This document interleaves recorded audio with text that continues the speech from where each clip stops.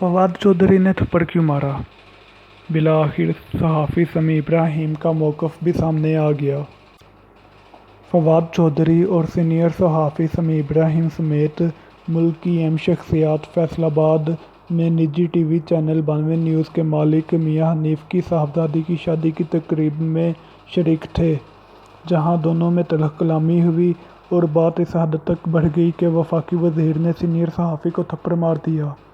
वाक़या पेश आने पर फवाद चौधरी तकरीब से चले गए, ताहम शादी की तकरीब में मौजूद लोग इकट्ठे हो गए। इस मौका पर वज़ीर-ए-आज़म की मामन ख़ुसूसी बराए इत्तलाआत फ़रदौस आशिक़ अवान ने सीनियर सहाफ़ी से माज़रत भी की। अब इस बारे में खबर रसा एजेंसी INP समी इब्राहिम का मौक़िफ़ भी सामने ले आई है। एजेंसी के मुताबिक तकरीब में मौजूद लोगों ने समी इब्राहिम से दरियाफ़्त किया कि ऐसा क्यों हुआ, तो इन्होंने बताया कि मैंने अपने प्रोग्रामों में इन पर तनकीद की थी, जबकि समाजी राब्तों की वेबसाइट ट्विटर पर भी एक ऐसा ट्वीट किया था जिसमें मैंने इंकशाफ किया था कि फवाद चौधरी तहरीक-ए-इंसाफ के अंदर एक ग्रुप बना रहे हैं जिसे वो पीपल्स पार्टी से मिलवाना चाहते हैं,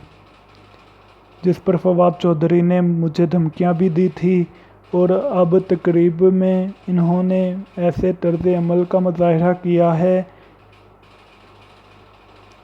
याद रहे कि फैसलाबाद के थाना मंसूराबाद में अंदराज मुकदमा के लिए सीनियर सहाफ़ी ने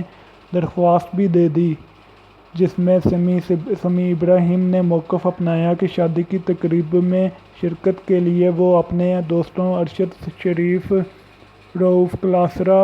DG FIA बशीर मेमन और PTI के रुकन असम्बली फ़रख हबीब के हमरा आए थे।